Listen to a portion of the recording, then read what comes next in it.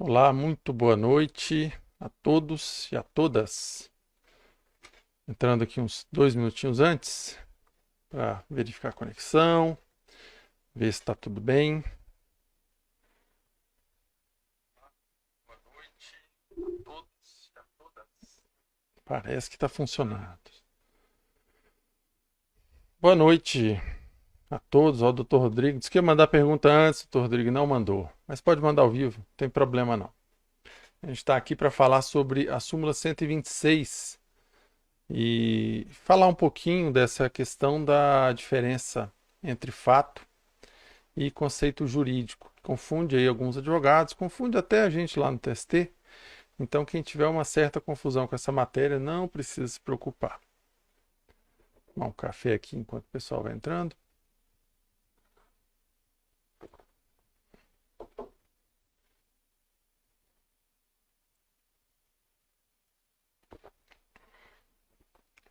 Muito bem-vindos a todos e a todas para a gente falar aqui da súmula 126 do TST.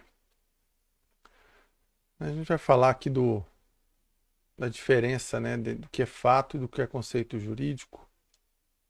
Fazer alguns ajustes aqui enquanto não dá o nosso horário.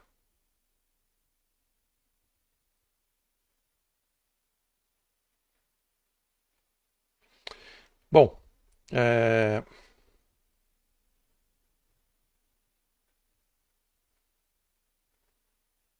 antes de mais nada, meu nome é Pedro de Assis, sou chefe de gabinete de ministro do TST, com experiência de 15 anos em assessoria de ministros no Tribunal Superior do Trabalho, já fui secretário-geral da presidência também do Tribunal Regional do Trabalho, tenho alguma experiência em análise de prova quando passei pelo TRT, elaborava recursos ordinários, agravo de petição também, minutas dessas modalidades recursais.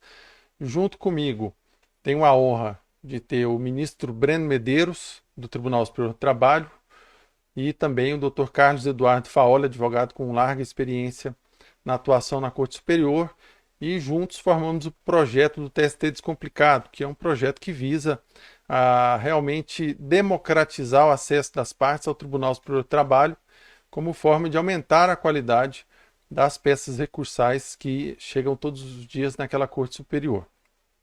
E eu selecionei esse assunto de hoje porque é um assunto que realmente traz aí uma certa aflição, tanto para os advogados quanto para os servidores também do TST, os demais assessores do TST que me acompanham aqui nesse perfil e que também são os meus alunos com muita honra lá no Tribunal Superior do Trabalho.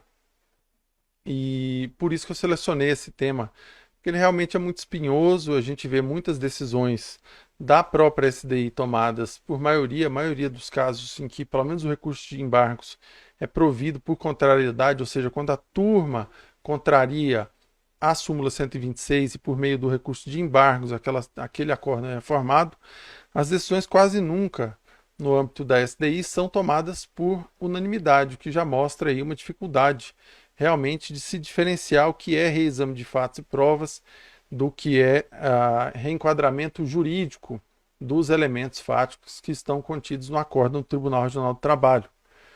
Então, a gente vai falar um pouquinho disso aqui hoje, eu vou trazer também alguns precedentes, dependendo aí se alguém quiser fazer uma pergunta também, a gente pode fazer uma pesquisa rápida aqui para responder, mas basicamente o que a gente vai tratar hoje é da súmula 126 do Tribunal Superior do Trabalho. O que diz a súmula 126 do TST? Deixa eu já colocar na tela aqui o conceito, né, a disposição da súmula 126. Vou colocar um pouco mais em destaque para facilitar aqui a leitura. Que a súmula 126 ela é uma súmula de. Eu costumo brincar com os meus colegas, né, que também são meus alunos lá no TST, que é uma súmulazinha de uma linha, mas que gera uma confusão do tamanho do mundo. Por quê? Diz a súmula 126, boa noite, doutor Carlos Eduardo Faoli, estava te apresentando aqui agora há pouco, advogado com grande experiência no TST e que tem o prazer e a honra aí de integrar também o projeto TST Descomplicado. A súmula 126 do TST diz que é incabível o recurso de revista ou embargos que cita os permissivos legais para reexame de fatos e provas. Então veja que é um verbete muito simples. Ele é um verbete de uma linha que diz que não cabe ali o recurso de revista e o recurso de embargos, que são os recursos de natureza extraordinária cabíveis no âmbito do TST. O recurso de revista é interposto no âmbito do TRT, mas as razões são direcionadas ao órgão competente, que são as turmas do Tribunal Superior do Trabalho. E o recurso de embargos é um recurso interno do Tribunal Superior do Trabalho. Para você que não tem tanta familiaridade assim com os recursos do TST, o chamado recurso de embargos, não confundir com embargos de declaração, que é o recurso cabível contra as decisões das turmas do TST, prolatadas normalmente em recurso de revista. Cabe excepcionalmente também agravo de instrumento, mas em regra em recurso de revista. Boa noite, doutora Nadine, tudo bom? Boa noite, doutor Marcílio, dos nossos alunos lá do recurso de revista descomplicado, do nosso curso. Então eu estava falando aqui do recurso de embargos, né, que é o outro recurso de natureza extraordinária examinado pelo TST. E esse recurso de embargos, eu vou explicar o recurso de embargos aqui, porque a gente vai examinar hoje só ementas da SDI1 do TST, ou seja, só ementas de processos que foram examinados em sede de recurso de embargos. Então a turma decide uma questão, e após decidir essa questão, principalmente em sede de recurso de revista, a parte tem ali à sua disposição o chamado recurso de embargos, que está previsto lá no artigo 894. Eu estou com o material já na metade para a gente fazer um curso de recurso de embargos. O ministro Breno Medeiros integra a SDI1 do TST. Minha ideia é que ele seja o professor aí de 80% das matérias desse curso. E nesse recurso de embargos SDI1 do TST, como que ele é cabível? Ele não é cabível mais por violação de dispositivo de lei ou da Constituição Federal. Ele só é cabível quando há, no âmbito interno do TST, uma divergência entre as turmas que, examinando a questão sob o mesmo enfoque, sob o mesmo aspecto fático, profere uma decisão ali com enfoque diferente, examinando sempre o mesmo dispositivo de lei ou dispositivo convencional. Enfim, quando há divergência interna no TST. Então, duas turmas estão ali decidindo de maneira dispar, né? Vamos pegar aqui um exemplo, cerceamento de defesa quando o juiz não quer ouvir uma das partes. Nós temos 6 turmas do TST dizendo que isso por si só não configura cerceamento do direito de defesa e 2 turmas do TST dizendo que isso por si só já configura ali o cerceio do direito de defesa da parte de produzir aquela prova. Essa matéria vai chegar em breve à SDI, a SDI vai pacificar a questão, vai dizer, olha, isso é cerceamento do direito de defesa ou isso não é cerceamento do direito de defesa. A partir daquele momento, as turmas passam a seguir aquela jurisprudência e é um nivelamento, inclusive, no âmbito interno do TST. Então, o recurso de embargos, ele serve para isso, ele é mais um recurso de natureza extraordinária, cabível internamente no TST contra os acórdãos das turmas e de competência da SDI1 do TST para uniformização interna. Então, a SDI1 do TST é o órgão de cúpula de uniformização do Tribunal Superior do Trabalho. As matérias só não passam pela SDI ou só não são decididas de maneira definitiva pela SDI em situações excepcionalíssimas que estão previstas lá no regimento interno. Um exemplo delas, eu mencionei nesse exemplo aqui, que 6 turmas já estão decidindo que isso não dá cerceamento de direito de defesa, né? Esse indeferimento do juiz de ouvir as partes, ou seja, a reclamada quer ouvir o reclamante para extrair dele eventual confissão, o reclamante quer ouvir o preposto para extrair dele também eventual confissão em relação à matéria que ele vem trazendo, e o juiz fala que isso não é obrigação ouvir as partes e simplesmente indefere a oitiva, seja do reclamante, seja do preposto. Nós temos 6 turmas dizendo que isso não seja cerceamento do direito de defesa, porque no processo do trabalho é prerrogativa do magistrado decidir se vai ouvir as partes. E então, se a SDI encaminhar no sentido de contrariar essa jurisprudência já afirmada por 6 turmas, ou seja, a maioria das turmas, o TST é composto por 8 turmas, então se ele contrariar, ou seja, se encaminhar-se o julgamento no sentido de falar que dá o cerceamento do direito de defesa, tem um gatilho muito interessante no regimento interno do TST, que joga essa matéria para o pleno. Então, essa é uma das exceções em que o Tribunal Pleno do TST acaba uniformizando internamente a jurisprudência do TST. Mas, voltando aqui para o objeto da nossa aula, eu estava explicando introdutoriamente justamente da nossa aula, da nossa live, a mania de professor aqui. É live, é interativo, o senhor pode participar, o senhor pode dar opinião, pode falar o que quiser aí, tá à vontade. Eu selecionei só acórdãos da SDI1 do TST, justamente para a gente aprender a diferenciar o que é fato do que é conceito jurídico, porque essa é a grande chave para o advogado não incidir no óbice da súmula 126. Se o senhor quer fugir da súmula 126, continue aqui que eu vou explicar exatamente como fazer isso, e a chave para isso é saber diferenciar o que é um fato do que é um conceito jurídico. A partir do momento que o senhor sabe diferenciar, olha, isso aqui é fato, não, isso aqui é conceito jurídico. Com o fato, no TST, eu não posso discutir. Por quê? Por conta da súmula 126 do TST. Então, se o TRT concluiu com base na prova, tá? Na prova, que havia ali, ultrapassava-se a jornada em 2 horas por dia, o senhor não pode mais fazer nada com esse fato. Esse fato está consumado porque o TRT é soberano no exame desse fato. Mas o senhor pode pegar essas 2 horas extras e, a depender do que foi decidido pelo TRT, buscar um novo enquadramento jurídico, partindo sim desse mesmo elemento fático. Tá? E a gente vai ver os exemplos aqui hoje para ficar um pouco mais claro o que é fato do que é conceito jurídico. Tá? Eu dou exemplo muito nas aulas, é um exemplo também que o ministro dá na aula de súmula 126, que ele que é o professor dessa aula lá no nosso curso, que é o de pessoalidade. TRT vem e diz, olha, havia pessoalidade na prestação de serviços, apesar de o reclamante poder se fazer substituir por uma pessoa durante 2 vezes por mês, 3 vezes por mês. Nesse período, durante esse período de 1 vez, 2 vezes, 3, eventualmente ele era substituído por outra pessoa na prestação de serviço. Mas o TRT conclui que mesmo assim havia pessoalidade. Pessoalidade não é fato. Às vezes a gente vê no TST colocando o TRT concluiu com base no exame da prova que havia, que estavam preenchidos os requisitos do vínculo de emprego, aí que cita subordinação, onerosidade, não eventualidade, pessoalidade, ou seja, todos os requisitos do vínculo de emprego, e que por isso o recurso esbarraria na súmula 126. Não é bem por aí.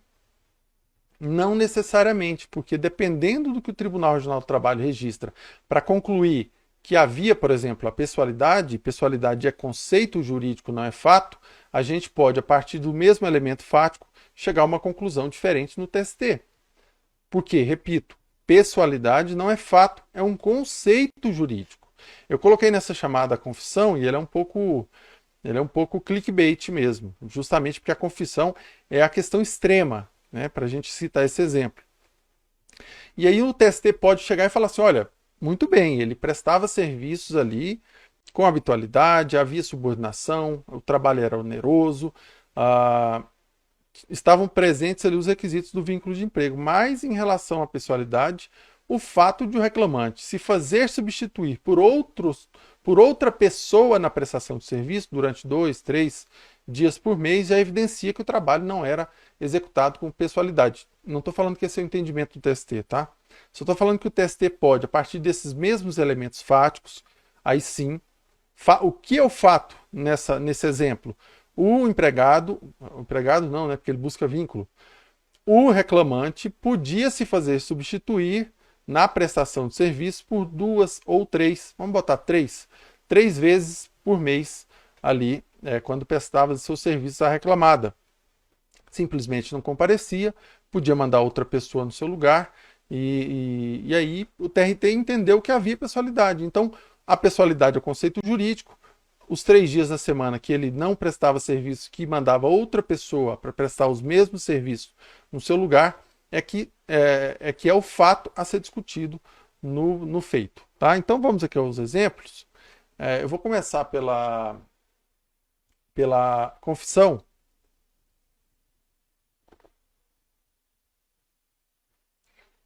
Mas esse eu não consegui achar o processo, acho que era uma decisão monocrática lá do gabinete. E o que é que disse lá o preposto da reclamação, o acórdão do Tribunal Regional do Trabalho? O preposto da reclamada estava se discutindo o grupo econômico ainda na vigência da legislação anterior à reforma trabalhista. E o que disse o preposto da reclamada?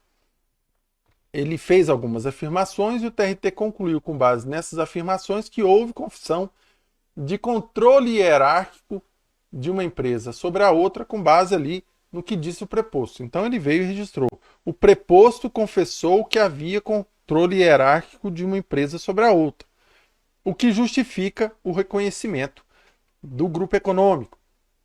E chegou esse processo lá no gabinete, o assistente fez a proposta, que é submetida primeiro a mim para uma revisão, e depois é encaminhada, depois dessa revisão preliminar que eu faço, é encaminhada para o ministro, para aí sim a aprovação final e a conversão daquilo numa decisão judicial, seja um voto que vai ser submetido ao colegiado, seja uma decisão unipessoal, monocrática, que é assinada só pelo ministro e que é suscetível de recurso de agravo depois. Eu peguei ali no volume de processos, né, que é realmente muito alto, e falei, não, realmente, o preposto confessou o controle hierárquico de uma empresa sobre a outra. Mandei para o ministro, súmula 126. O recurso era da empresa que queria se eximir da sua responsabilidade solidária. O ministro pegou a minuta, acho que eu já contei essa história numa outra live aqui, tô ficando velho mesmo, a gente começa a repetir as histórias.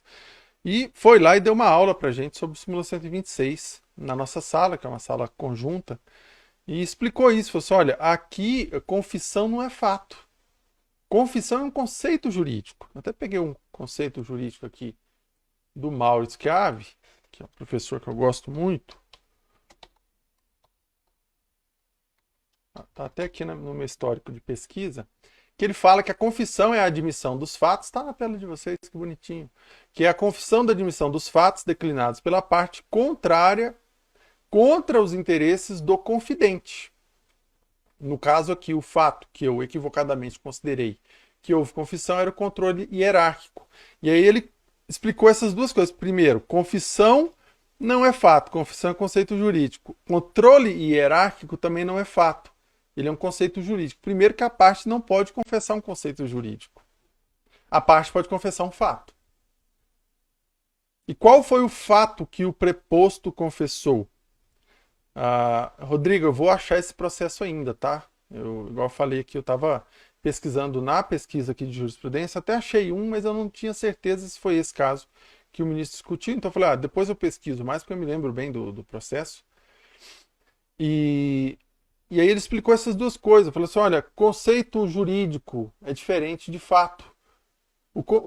Aí o controle hierárquico que está previsto lá no parágrafo 2º, vigente à época, né, gente? Hoje é diferente, com a reforma trabalhista, passou-se a admitir o grupo econômico por coordenação. O controle hierárquico que era descrito no dispositivo de lei, lá no artigo 2º, parágrafo 2º da CLT, ele não é um fato, ele é um conceito jurídico. Então ele não é passível nem de... Começa daí. Ele não é passível nem mesmo de confissão pela parte. Então ele não pode ter confessado um conceito jurídico. O que ele pode ter confessado é um fato. E quais foram os fatos que o preposto narrou? Justamente que havia comunhão de sócios entre as empresas, que elas tinham interesses interligados, e com base nesses fatos, o Tribunal Regional do Trabalho concluiu, e aí essa conclusão ela é jurídica e passível, portanto, de revisão no TST, que havia controle hierárquico de uma empresa sobre a outra. E, de maneira equivocada, registrou isso como uma confissão. Né? O assistente comprou essa ideia, eu também equivocadamente. E aí, enfim, volume de processo a gente comete esse tipo de equívoco. Embarcamos naquela ideia de que aquilo era um fato, encaminhei o processo para o ministro, ele devolveu, e justamente a gente reformulou. O recurso de revista foi conhecido, foi provido para excluir a responsabilidade solidária da reclamada, e a gente vai ver um caso aqui hoje exatamente de grupo econômico. A gente pode até começar por ele, então, que é um caso bem recente, foi julgado no mês passado pela SDI 1 do TST, em que se discutia justamente a possível contrariedade à súmula 126 do TST. O que aconteceu aqui? Gente, todos esses precedentes aqui são da SDI, tá? A SDI é o órgão uniformizador interno do TST, então o que ela fala e decide sobre a súmula 126 é utilizado como balizador de conhecimento do recurso de revista no âmbito das turmas. Então, por exemplo, a SDI que chegou e disse, olha, a investigação da petição inicial e da contestação não implica em contrariedade à súmula 126. Ela que chegou e disse isso, então facilita muito o nosso trabalho, quando a SDI decide as questões, em especial que envolvem súmulas que balizam o conhecimento do próprio recurso de revista, porque a gente utiliza aquilo ali como parâmetro para decidir também lá nas turmas, tá? Então, os arestas da SDI para a gente aprender súmula de natureza processual são os melhores, tá? Então, aqui o que aconteceu era justamente o grupo econômico e a turma deu provimento ao recurso da empresa para excluir a responsabilidade solidária. O reclamante veio interpôs recurso de embargos para SDI1 do TST, alegando justamente assim, ó, a turma reexaminou fatos e provas. O recurso de revista não merecia, portanto, conhecimento. E ao decidir assim, a turma contrariou a súmula 126. É uma das hipóteses de cabimento do recurso de embargos, contrariedade a verbete de súmula. Contrariedade a verbete de súmula de natureza processual é uma hipótese excepcionalíssima de conhecimento do recurso de embargos, mas cabe, tá? E aí a SDI registrou justamente isso, falou assim, olha, a Corte Regional, ou seja, o Tribunal Regional do Trabalho, ao reconhecer a existência de grupo econômico entre as reclamadas, nos termos do artigo 2º, parágrafo 2º da CLT, o fez amparada nas seguintes constatações. Aqui eu destaquei em colorido o que são os elementos fáticos, tá? Participação da segunda reclamada no quadro societário da primeira reclamada. Ocorrência de transferência patrimonial. Entrelaçamento de interesses e objetos sociais. E, por fim, compartilhamento de endereço entre a empregadora do reclamante e a empresa com nome fantasia muito similar ao da segunda reclamada. Esses elementos fáticos, o Tribunal Regional do Trabalho utilizou para concluir que havia grupo econômico. Ocorre que a turma, aí sim, partindo, e veja que a SDI lança a questão e parece que realmente havia contorno fático. Por quê? A Corte Regional, ao reconhecer, foi amparada nas seguintes constatações de natureza fático-probatória. Então parece que a SDI vai dizer que contrariou a súmula 126. E aí depois ainda prossegue diante de tais elementos insuscetíveis de revisão, ou seja, eu não posso revisar. Eu não posso chegar aqui e falar assim, não, na verdade não havia compartilhamento de endereço entre a empregadora do reclamante e a empresa com nome fantasia muito similar.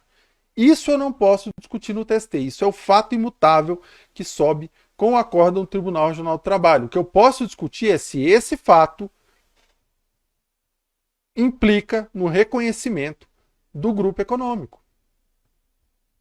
Então, o que concluiu aqui a SDI do TST? Que nesse caso, a turma do TST limitou-se a conferir interpretação distinta à norma do artigo 2º, parágrafo 2º da CLT. E aqui colocou a redação anterior. Né? Não, aliás, aqui é o que disse a turma. Diz que o reconhecimento do grupo econômico com a consequente imputação de responsabilidade solidária sem a demonstração de vínculo hierárquico. Ou seja, a turma concluiu que esses elementos que a gente fez a leitura aqui em cima não configuravam, não evidenciavam aqui o controle, o vínculo hierárquico entre as reclamadas. E que, portanto, o Tribunal Regional do Trabalho, ao atribuir a responsabilidade solidária reclamada, incorreu em ofensa ao artigo 2º, parágrafo 2º da CLT. Então, o que disse a SDI? Que, nesse caso, houve, quando muito, um mero reenquadramento jurídico da controvérsia, a partir dos fatos narrados pela instância da prova. Ou seja, a partir desses mesmos fatos, a turma concluiu que esses fatos aqui, por si só, não induziam a conclusão jurídica de que havia grupo econômico, porque não havia aqui, nesses elementos, simplesmente o controle hierárquico de uma empresa sobre a outra. Tá? Então esse é o primeiro exemplo aqui, o de grupo econômico acontece muito, chega lá o advogado e fala, gente, mas vocês estão revolvendo fatos e provas, o regional disse que havia controle hierárquico de uma empresa sobre a outra, vocês, a turma que eu dizer, o advogado fala isso lá da tribuna, vocês estão contrariando a súmula 126, porque estão revendo o fato e hierarquia, só que hierarquia não é fato. Controle hierárquico de uma empresa sobre a outra é conceito jurídico e pode ser revisto pelo Tribunal Superior do Trabalho sem contrariedade à súmula 126 do TST. Gente, isso que eu estou explicando aqui vale para o senhor aí, para o colega que atua nas outras cortes superiores, tá? É o mesmo entendimento. Veja que a súmula 126 encontra correspondentes no STJ, no STF e no TSE. Só não encontra correspondente em Tribunal Superior no TSM, no STM. TSM. no STM, que mais se assemelha, Superior Tribunal Militar, que mais se assemelha ali a uma corte de apelação. Também não é minha área, só sei. O que eu sei do STM é isso. Que lá eles não têm uma súmula similar à súmula 126. Então, isso que vocês estão vendo aqui, a aplicação vale também lá no recurso especial, vale no recurso extraordinário em sentido estrito para o Supremo, vale no recurso especial eleitoral, tá? Aliás, não podia nem ter falado essa palavra, porque é capaz de dar problema aqui na minha live. Enfim, porque a súmula 7 do STJ diz que a pretensão de simples reexame de prova não enseja um recurso especial. A 279 do Supremo diz que para simples reexame de prova não cabe extraordinário. E a 24 do TSE diz que não cabe recurso especial eleitoral para simples reexame do conjunto fático probatório, ou seja, é a mesma coisa, tá? Então, tudo isso que a gente está falando aqui vale, claro, resguardadas as devidas proporções e eventuais entendimentos particularizados desses tribunais em relação a esses verbetes para essas modalidades recursais. Vamos aqui para os outros exemplos, todos da SDI 1 do TST. Esse aqui eu gosto muito. Aliás, não é da SDI o primeiro, só porque eu falei. Vem o meu próprio material e me contradiz. Que beleza. Mas esse aqui é muito bom, vale a pena também. Tá? Primeiro que é de uma lavra excelente, da ministra Dora Maria da Costa. E qual era a discussão aqui? Tempo ínfimo. O regional concluiu, com base no exame da prova, que o reclamante estava ali, que ele ingressava por tempo ínfimo na área de risco, e, portanto, ele indeferiu o adicional de periculosidade ao reclamante, com fundamento na súmula 364, item 1 do TST. Esse é o acórdão do Tribunal Regional do Trabalho. Vem o recurso de revista do reclamante pedindo adicional de periculosidade, dizendo, olha, na verdade a decisão do TRT, ao indeferir o adicional de periculosidade, incorreu em contrariedade à súmula 364, item 1 do TST, segundo a qual tem direito ao adicional de periculosidade o empregado exposto permanentemente, então essa é a regra, ou que, de forma intermitente, sujeita-se a condições de risco indevido apenas, e aqui foi onde o TRT se amparou, quando o contato se dá de forma eventual, assim considerado fortuito ou que, sendo habitual, se dá por tempo extremamente reduzido. Então, o TRT ele concluiu que ali havia um tempo ínfimo de exposição, considerando, claro, o módulo mensal do reclamante, que esse tempo era ínfimo e, portanto, ele enquadrou a questão na parte final da súmula 364, item 1, e indeferiu o adicional de periculosidade. Então, o que é fato e o que é conceito jurídico aqui? Para a gente fugir da súmula 126. Se eu fosse advogado do reclamante aqui, o que eu alegaria? Olha, a partir dos mesmos elementos fáticos consignados no acórdão regional, que eu transcrevi acima, atendendo ao artigo 896, parágrafo 1º-A da CLT, ou seja, que havia o ingresso e permanência do reclamante em área de risco de 3 a 4 vezes por mês durante 15 minutos, o reclamante entende que é devido o pagamento do adicional de periculosidade, porque esse tempo, ainda que se considere um tempo reduzido ou quase diminuto, ele não entra no conceito de tempo ínfimo da súmula 364. E aí é conceito jurídico que é tempo ínfimo. Tá? Por quê?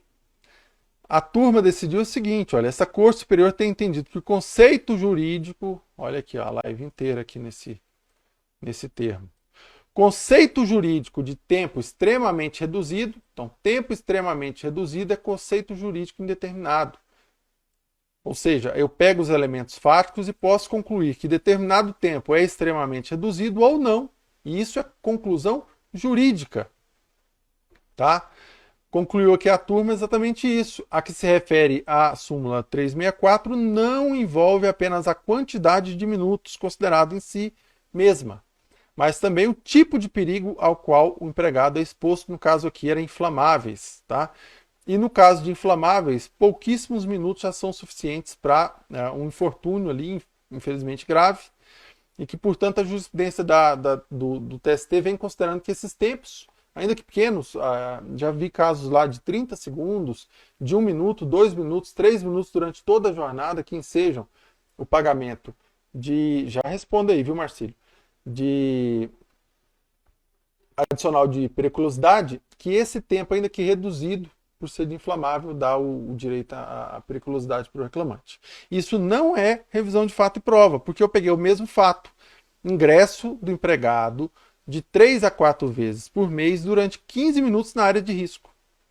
Esse mesmo fato eu utilizo para dizer que não é tempo ínfimo e, em não sendo tempo ínfimo, é devido ao adicional de periculosidade. E aí foi o que a turma fez, reformou a decisão do TRT. É importante que o senhor mencione isso, que esse recurso aqui, se ele viesse, não, o reclamante entrava todo dia lá e ficava lá 1 hora. O que você está fazendo quando alega isso no recurso de revista? Está se insurgindo contra a realidade fática do próprio acórdão do Tribunal Regional do Trabalho e, ao fazer essa incursão, essa argumentação baseada em elementos fáticos diversos daqueles que estão contidos no acórdão regional, o senhor acaba atraindo a aplicação da súmula 126 do TST como obstáculo ao conhecimento do seu recurso. Então, nunca faça isso. Se o senhor entende que os fatos não foram devidamente consignados, oponha os embargos de declaração, já falei isso na live da semana passada, compensa assistir, e suscite ali manifestação em relação a determinado elemento de prova. A partir do momento que o regional não se manifestar nos embargos de declaração, o senhor pode entrar com a chamada preliminar de nulidade por negativa de prestação jurisdicional. Mas, se os elementos fáticos estão cristalizados, o senhor tem que argumentar no seu recurso de revista com esses elementos fáticos, sob pena de o seu recurso incidir na súmula 126 do TST, exceto no caso de fato incontroverso, tá? Que quando é fato incontroverso, a gente pode se utilizar dele ainda que não registrado na Acórdão Regional. Mas jamais o seu recurso pode veicular um fato contrário ao que está registrado na Acórdão Regional. Então, aqui para ficar no exemplo, não poderia o recurso de revista vir calcado em uma realidade fática diferente dessa aqui, ó, que o reclamante adentrava a área de risco de 3 a 4 vezes por mês durante 15 minutos. Se a parte dissesse, não, mas é porque eu tenho um laudo emprestado que o Tribunal Regional do Trabalho deveria ter considerado, que registra que o reclamante entrava todos os dias na área de risco, ou tinha uma testemunha que disse isso. Não, o TRT, a partir do exame completo do conjunto probatório, consignou essa realidade fática. Opa, está escondido aqui. Essa realidade fática.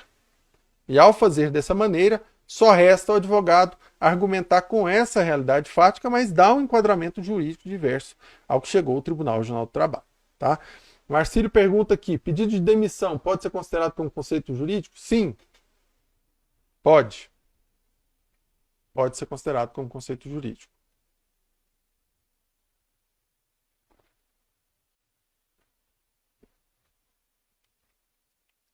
Nesse caso é bem difícil, né, Marcílio? Uma discussão aí que se aquele comportamento do empregado, não consigo nem pensar no exemplo, tá? Se aquele comportamento do empregado ou não, configurou ou não pedido de demissão, tá? Mas justa causa, conceito jurídico, né? Foi dispensado por justa causa, conceito jurídico. Vai depender do comportamento do empregado se aquele comportamento enseja uma falta grave o suficiente para a ruptura do contrato de trabalho.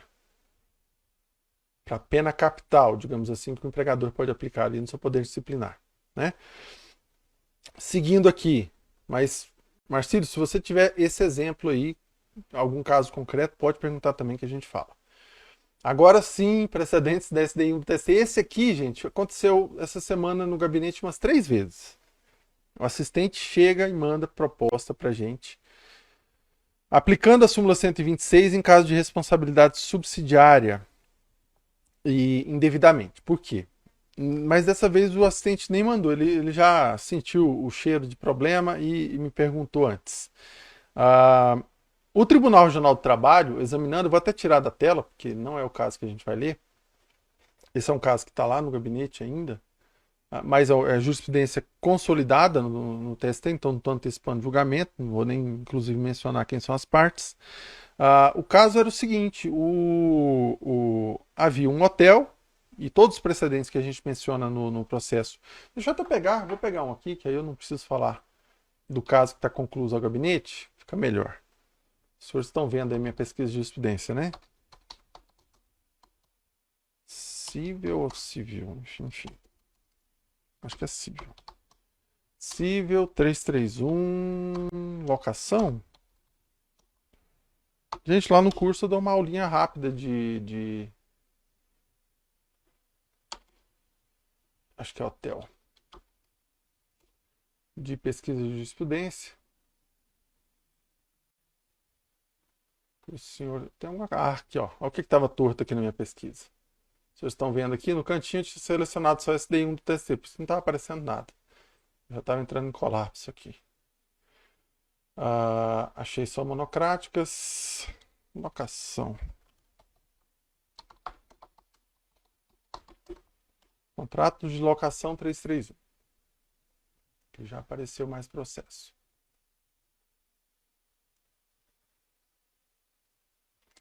E qual era o caso?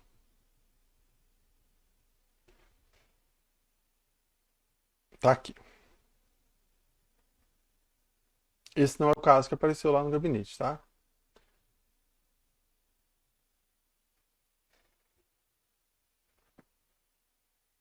Aqui. Isso aqui é um processo de 2013, da SDI1 do TST, mas aqui a gente já tem os precedentes recentes são nesse mesmo sentido, tá? O assistente virou para mim, e aí é a parte que realmente interessa aqui pra gente. E falou assim: Pedro, aqui o TRT concluiu. Paulo, já vou responder aqui, tá? Deixa eu só contar essa historinha. O TRT concluiu aqui que havia um contrato de prestação de serviço, então eu vou simplesmente aplicar o item 4 da súmula 331 e dizer que, diante da realidade insuscetível de reexame de fatos de reexame no TST por conta da súmula 126, a decisão regional está em harmonia com a súmula 331 item 4. Eu falei assim: qual é o fato? Aí ele: como assim? Qual é o fato? Ele: não, aqui era um hotel que a gente sabe, isso é comum, quem viaja aí sabe disso.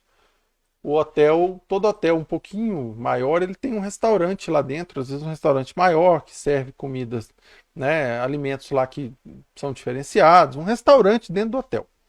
O hotel vai lá e aluga aquele espaço para aquele restaurante. Então o restaurante está instalado dentro do hotel, mas há ali uma natureza de locação daquele espaço, né? Só que como os hóspedes frequentam aquele hotel, o TRT concluiu que ali havia um contrato de prestação de serviços entre o hotel e o restaurante, porque aquele restaurante era utilizado também, e primordialmente, na verdade, pelos hóspedes do hotel. Aí ele me contou essa historinha, eu falei assim: olha, essa história é pacífica aqui no TST, que não tem responsabilidade subsidiária, então não tem súmula 126. Você vai pegar os mesmos elementos fáticos, ou seja, havia um contrato de locação, e o TRT registra isso, entre o hotel e o restaurante. Todos esses precedentes que ele está citando lá trazem essa realidade fática também. Tá? Aqui no caso era um clube recreativo, um bar do clube recreativo, né?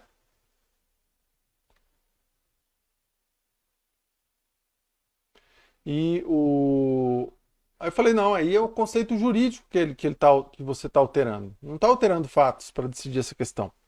O que a gente vai pegar é um conceito jurídico diferenciado. Eu vou concluir que esse contrato de locação do hotel celebrado com o restaurante não é um contrato de prestação de serviços, mas sim um contrato de natureza civil, de locação, e que, portanto, não atrai a aplicação da súmula 331, e há precedentes a rodo no TST. Então, é mais um caso ali em que não incide a súmula 331. É exatamente esse caso que eu trago aqui como exemplo. Deixa eu só responder aqui o Paulo. Paulo pergunta aqui: matéria fática difere, de outro lado, de questão de direito, que é igual a conceito jurídico. Exatamente.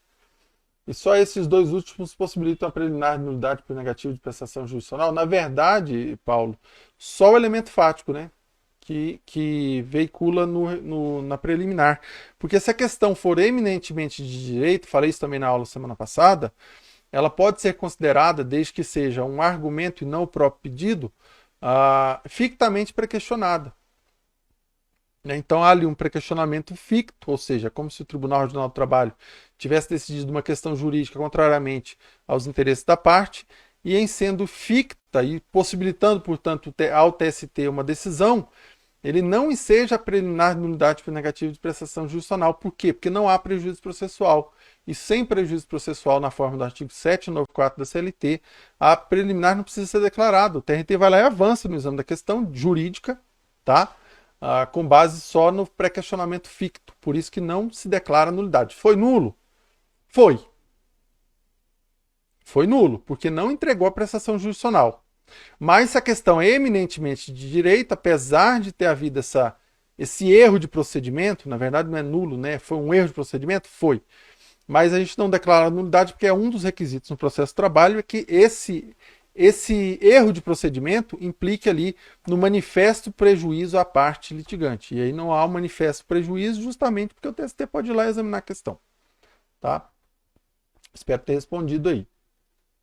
Pessoal da Clínica Mundo Estético, bem-vindo aí também.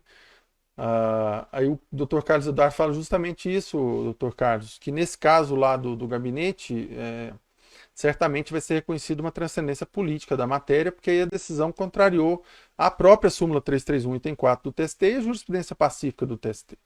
Né? Então, prosseguindo aqui na leitura desses precedentes. Esse precedente aqui desse DI fala justamente sobre contrato de prestação de serviços versus contrato de representação comercial. Né? Qual foi o fato que o Tribunal Regional do Trabalho registrou aqui? Que a quinta reclamada, Claro S.A., anteriormente Embratel, que sucedeu a Embratel, né, no processo de privatização, firmou em 2009 com a segunda reclamada, prestadora aspas, tá? Que é apontada no processo como a prestadora de serviços, contrato de representação comercial, e aqui o objeto do contrato. Eu vou sempre destacar o fato aqui, tá, gente? Sempre destacar o fato. Esse é o fato. Esse é o fato. Contrato celebrado entre as reclamadas, cujo objeto era a representação comercial para comercialização de serviços da Embratel pelo agente autorizado. Então a gente passa lá no shopping e tem aquele quiosque lá da Claro S.A., né? O senhor já deve ter visto muito. Não é uma loja da Claro. A gente sabe que é um quiosque, que aquilo ali é uma empresa que não faz parte da Claro, então ela firma ali um contrato e aquele quiosque ali vai vender os serviços da Claro. O que concluem alguns tribunais regionais de trabalho? Que esse contrato, na verdade, é um contrato de prestação de serviço. E que, por ser um contrato de prestação de serviço, atrai a aplicação do item 4 da súmula 331 do TST, ensejando a responsabilidade subsidiária da Claro pelos débitos trabalhistas da, normalmente, segunda reclamada, que é a real empregadora do reclamante. Tá? E aí o TRT declarou a responsabilidade subsidiária com base na súmula 331 item 4, partindo desse elemento fático. Chegou na turma do TST por meio do recurso de revista e a turma deu um enquadramento jurídico diferente. Falou, não, esse contrato prevendo esse objeto, qual seja comercialização de serviços da Claro, Embratel, pelo agente autorizado, não é um contrato de prestação de serviço, ele é um contrato de natureza eminentemente comercial. E nos termos da jurisprudência do TST, não enseja a responsabilidade subsidiária, ou seja, não reviu nenhum fato e prova. Partiu do mesmo elemento fático, a que chegou o Tribunal Regional do Trabalho. O Tribunal Regional do Trabalho é quem examinou o contrato entre as partes. Ele é que registrou o elemento fático. Agora, se eu chego e falo assim, não, aqui não era comercialização de serviço pelo agente autorizado. Aqui era instalação de linha na residência do cliente. Esse sim dá responsabilidade subsidiária. Aí eu estou revendo fato e prova, porque o regional não menciona isso, ele só registra que havia comercialização de serviço. Mas não, partindo do mesmo elemento fático, aí sim, a turma concluiu que esse contrato era um contrato meramente comercial e que, portanto, não ensejava a responsabilidade subsidiária, conheceu do recurso de revista por contrariedade ao item 4, por má aplicação da súmula 331 e eximiu a Claro da sua responsabilidade subsidiária sem que houvesse revisão de fatos e provas, a partir do mesmo elemento fático. Então, o que é fato aqui? Só para a gente ficar sempre bater nesse ponto, a live inteira. Fato aqui é contrato prevendo a comercialização de serviços da Embratel pelo agente autorizado, no caso, o empregador do reclamante. Esse é o fato. O que é conceito jurídico?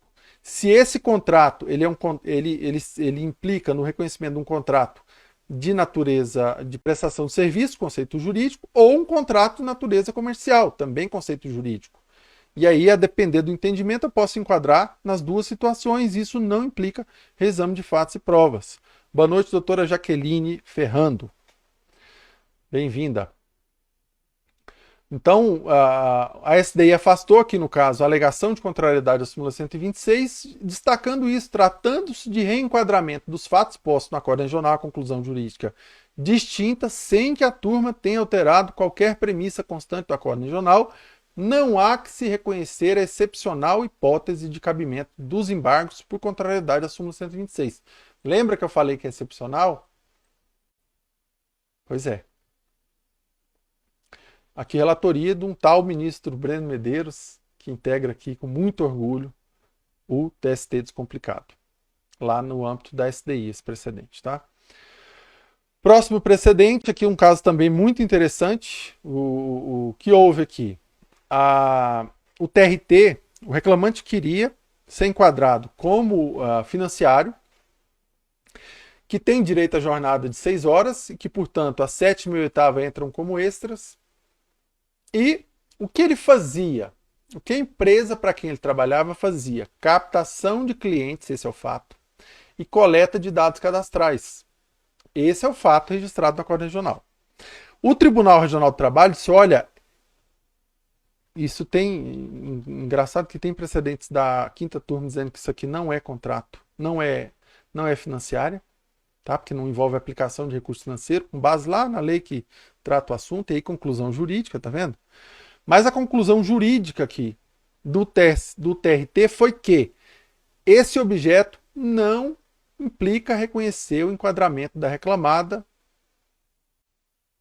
não implica enquadrar a atividade da reclamada como financeira, empresa financeira.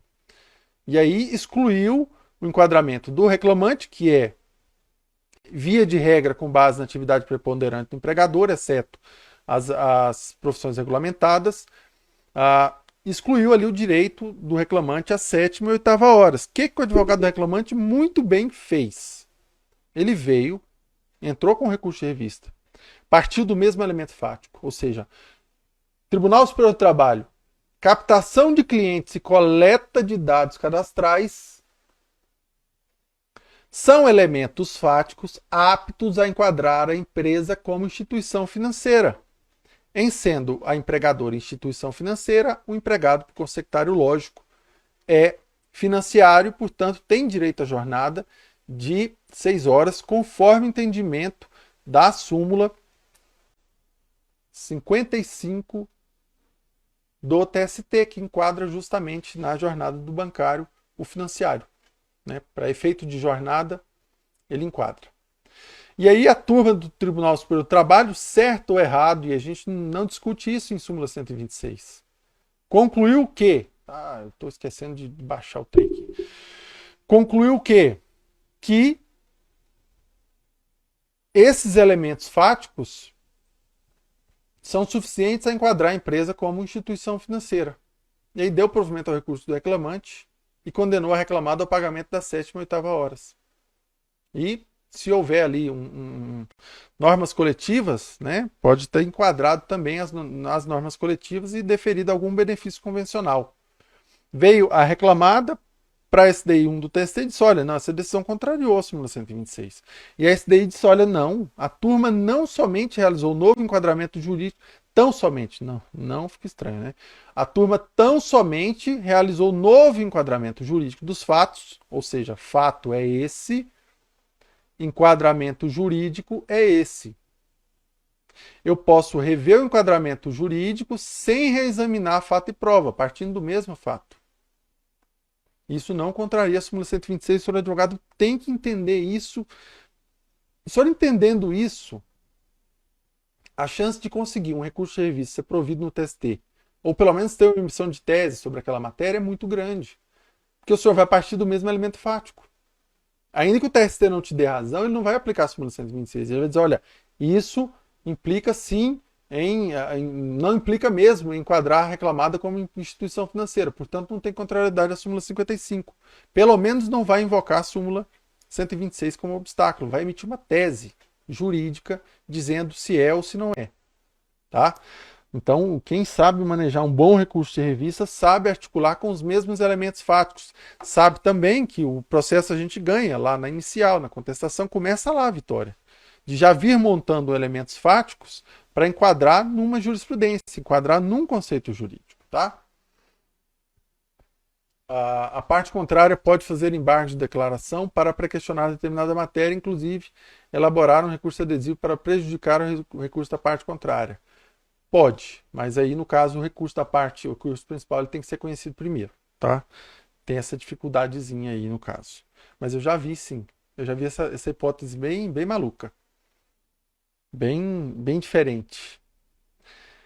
Era um caso que havia prescrição, o tribunal não tinha dado a prescrição, veja que interessante, mas indeferiu o pedido do reclamante. O reclamante interpôs a revista, ó, quero a indenização, dano moral. A reclamada, opa, eu não tinha interesse até então de interpor o recurso de revista principal, porque né, o reclamante ficou sucumbente. Mas já que você entrou com adesivo, eu vou entrar perdão, já que você entrou com o principal, querendo o bem da vida, eu vou entrar com o adesivo pedindo a prescrição. E o pior é o seguinte, o reclamante tinha razão na matéria de fundo. Veja que interessante que ficou o voto. O recurso de revista do reclamante, então, foi conhecido no TST. Aí conheceu o recurso do reclamante, como havia uma matéria, e aí quando conhecido, a gente está autorizado nos termos da 283 a prosseguir no exame do adesivo. Como tinha uma matéria no recurso adesivo, que agora precisava ser examinado porque foi conhecido do reclamante, que prejudicava, em tese, né, se acolhido, o recurso do reclamante, suspendeu-se o julgamento do mérito do recurso do reclamante, veja que interessante, procedeu-se no exame do recurso da reclamada, que foi conhecido e provido para dar a prescrição. E aí ficou prejudicado qual parte do recurso do reclamante? O mérito. É um negócio muito doido. E que eu, particularmente, acho muito divertido. Né? Sou meio nerd em relação ao recurso de revista.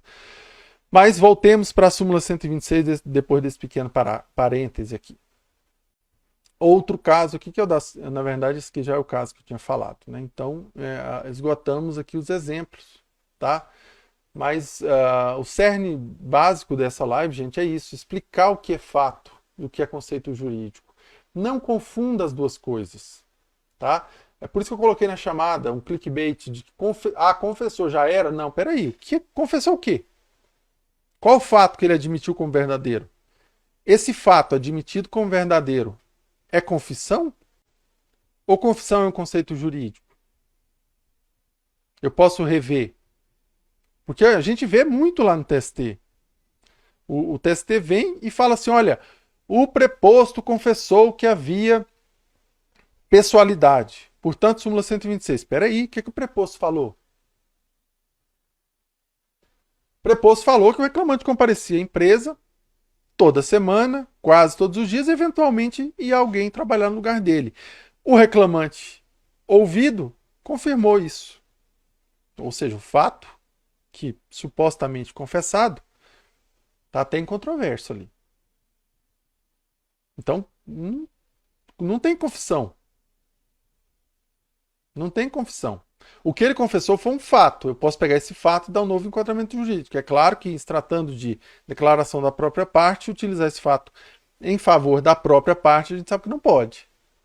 Senão o preposto faz prova para ele mesmo. Isso não pode acontecer. Né? Mas só para os senhores entenderem aí que esse exemplo que eu dei do controle hierárquico é muito bom. Né? O regional vai lá e fala assim, não, o preposto confessou que havia controle hierárquico de uma empresa sobre a outra.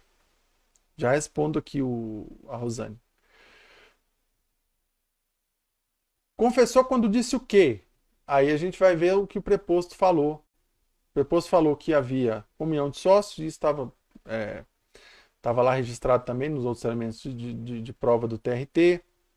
O preposto disse que havia ali uma comunhão de interesses entre as reclamadas, que elas tinham nomes parecidos, razões sociais parecidas, e aí você pega o resto do acordo regional, que está tudo em conformidade com o próprio depoimento do preposto, e fala, não, isso aqui é confissão de fato, né? A confissão ela é relativa a fato, mas o conceito jurídico de controle hierárquico não se insere nesses fatos que o preposto falou.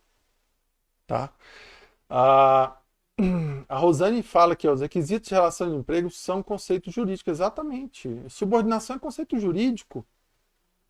Tá, Rosane? Então não se desespere aí se a senhora estiver advogando pela reclamada, por exemplo, ou pelo reclamante, e o TRT disser que não há subordinação, ou sim há subordinação. Né? O TRT concluiu com base no exame da prova que havia subordinação. E que o fato de o reclamante poder faltar ao serviço sem que fosse imputada a ele qualquer penalidade, suspensão, advertência escrita, verbal, qualquer que seja, e só o desconto do dia, não implicava em excluir ali a subordinação jurídica. Opa, eu vou trabalhar com esse fato no meu recurso de revista. Qual fato? O Tribunal Regional do Trabalho registrou que o reclamante declarou em depoimento pessoal que poderia faltar ao serviço sem que houvesse aplicação de punição pela reclamada. Havia, quando muito, desconto do dia. Desconto do dia não é pena. Desconto do dia é só o não pagamento pelo dia não trabalhado. Se o reclamante não estava submetido ali ao poder disciplinar do empregador, significa o quê? Que não havia subordinação. Aí você está alegando no recurso de revista e trabalhando com os mesmos elementos fáticos que estão registrados no acordo regional. O senhor está fugindo da súmula 126. Pode ser que o TST acolha a sua tese. Pode ser que não, mas um enfrentamento ele tem que ter. Né? O Marcinho destaca aqui que é importante sempre as premissas estarem registradas no acordo regional. Marcílio, tem aquela exceção que a gente fala lá no nosso curso, né? Você que é nosso aluno, você já deve ter visto lá, que é quando a premissa fática ela é incontroversa. Inclusive, nesses casos muitos casos de dono da obra, a premissa é incontroversa. O próprio reclamante afirma na petição inicial que trabalhava para uma construtora, que tinha sido contratada por uma outra empresa, no caso a segunda reclamada, para, vamos imaginar, a construção de um prédio, construção de uma planta industrial. Aí você vai lá na contestação, a reclamada admite aquele fato como verdadeiro, pronto, ele é incontroverso. Fato incontroverso, nos termos da jurisprudência do TST, dispensa estar registrado no acordo regional, esse fato, e dispensa, inclusive, o pré-questionamento. Não tem 126 e não tem necessidade de pré-questionamento. Mas, o que a gente ensina no nosso curso? Meu amigo, pode ser fato incontroverso, não dá bobeira. Entra com os embargos de declaração. Glória, eu sei que é incontroverso o fato, mas eu quero entrar com recurso de revista e pode ser que alguém lá não veja que esse fato é incontroverso. Para evitar a oposição de... Porque acontece, gente. Chega lá o processo no TST, o elemento fático não está descrito no acordo regional, é incontroverso nos autos e por isso o TRT não enfrentou. E o TST, isso acontece, eu falo isso toda live. Nosso trabalho de assessor, trabalho dos ministros, são todos trabalhos humanos, estão suscetíveis a erro. A gente fica falando que erro do advogado, até parei de falar isso um pouco. Porque fica parecendo que só o advogado que erra. Não, a gente erra também, assessor erra, e todo dia, toda hora, sem parar. Com volume de processo, então. Ministro erra? Erra. Se não errasse, não precisava ter esse daí. Se errasse, não precisava caber. Se não errasse, não precisava caber os embargos de declaração. Ia estar lá no CPC que só cabe embargo de declaração até a instância do desembargador. Passou para ministro, não cabe mais. Não, lá está escrito que cabe, justamente porque o nosso trabalho é humano. Então, o senhor tem que se precatar, inclusive, do erro dos outros. O senhor tem que se prevenir, inclusive, de eventual assessor ali que não conhece essa jurisprudência de que o fato é incontroverso. E por que eu falo do assessor e não do ministro? Porque pode ser que o assessor esteja induzindo o ministro a erro. Isso acontece também. O assessor simplesmente fala assim, a premissa fática não registrada no acordo regional, súmula 126. O ministro olha a minuta e fala, não, tá certo, é isso mesmo. Só que o assessor deveria ter olhado na inicial e na contestação, para saber se o fato é incontroverso. Então o senhor tem que se prevenir. Como que se previne disso? É fato incontroverso, não está registrado no acordo regional, entra com desembargo de declaração. Fala, olha, eu preciso desse elemento fático registrado no acordo regional, Tá, é incontroverso, ótimo. Mas eu preciso desse elemento fático registrado no acordo regional para eu poder montar toda a elementária fática e, com base nela, trabalhar o meu recurso de revista. Então, por favor, registre no acordo regional o objeto do contrato, apesar de ser incontroverso. Né? Registre no acordo regional, no caso lá da transmudação, né, que acontece muito fato incontroverso lá, que é quando o empregado público lá, o empregado da prefeitura, do município, entrou antes da Constituição Federal, não foi submetido a concurso público, isso tudo é incontroverso nos autos. Entrou ali antes de 5 anos, antes da Constituição Federal, ou seja, de outubro de 83 para frente. Isso é o aspecto fático que eu preciso para resolver o processo.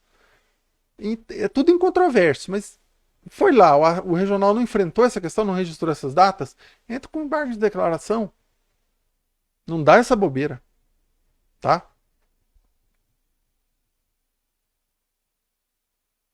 O Dr. Carlos Eduardo ainda fala que exatamente isso, né? Se o ministro não errasse, não precisava caber agravo. Exatamente, Dr. Carlos. Poderia ser até uma política judiciária, como era o parágrafo 5º, né, do artigo 896 da CLT. Inclusive, essa falibilidade, né, dos magistrados foi utilizada como fundamento para declarar a inconstitucionalidade do artigo 896, parágrafo 5º, 896A, parágrafo 5º da CLT, que previa a irrecorribilidade das decisões monocráticas dos ministros que, em sede de agravo de instrumento, reconhecesse a ausência de transcendência. Então é isso. Né? O Jadson, é exatamente isso. A gente tem que reconhecer, né? O nosso trabalho é humano e está suscetível a erros também. Né? A diferença é que, né, um erro excusável ali do servidor ou do ministro pode não ter grandes consequências, né? Pelo menos ali para a situação ou funcional do servidor, enfim, se for uma questão ali justificável, né?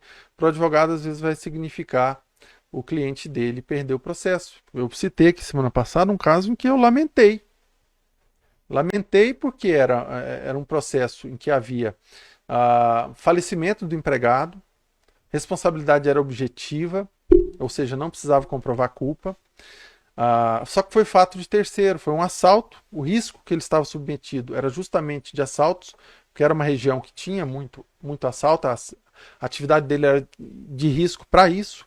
E aí ele faleceu, infelizmente, no assalto. E o fato de terceiro ali, por ser responsabilidade objetiva e esse fato estar diretamente ligado ao risco que ensejou a atração da responsabilidade objetiva, ele não rompe o liame de causalidade. Ele não rompe o nexo. E aí os filhos, né, do empregado falecido teriam direito à indenização. O Tribunal Regional do Trabalho considerou que era subjetiva a responsabilidade, e aí realmente não houve culpa da reclamada. Excluiu a responsabilidade da reclamada pela indenização, dano moral pelo falecimento do ente querido e também dano material consistente na pensão mensal ali aos herdeiros do empregado falecido. Veio o recurso de revista, infelizmente, com defeito técnico insuperável. Eu falo isso toda live. É direito da parte ver o seu recurso conhecido? É.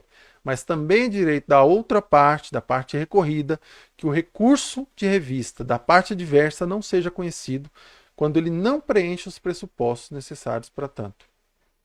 Tá? Então é direito da outra parte também. Então acabou se mantendo ali uma decisão regional contrária à jurisprudência pacífica da SDI 1 do TST. Vão ter que discutir isso lá na rescisória. Olha a dificuldade. Porque o recurso de revista tinha um defeito técnico. O acórdão te trazia uma riqueza de elementos fáticos, de fundamentos. A parte trouxe um parágrafozinho que, se lido sozinho, eu falo isso toda vez, o recurso de revista tem que ser autossuficiente. Somente a partir da leitura dele eu tenho que entender tudo que está sendo discutido, todos os elementos fáticos, todos os fundamentos. E aí um parágrafo só, eu não sabia nem do que se tratava. Aí, infelizmente, foi óbvio processual, o recurso de revista não foi conhecido.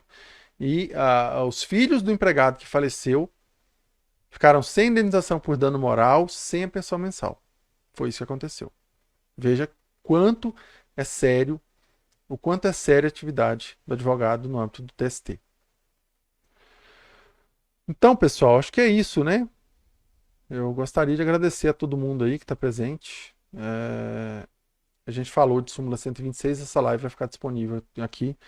Eu vou tentar fazer pelo menos 3 lives por semana aqui. Eu vou acabar esgotando esse conteúdo do curso. Lá fala muito mais. Lá, inclusive, quem dá essa aula é o Ministro Breno Medeiros, com muito mais propriedade do que eu. Então, clica no botão aqui em cima, dá uma olhada. Não tem jeito de clicar, porque, enfim. Entra aí em testedescomplicado.com.br e dá uma olhadinha lá no nosso curso, você vai gostar. Tá? Forte abraço a todos. Até amanhã. Fiquem com Deus e bebam água.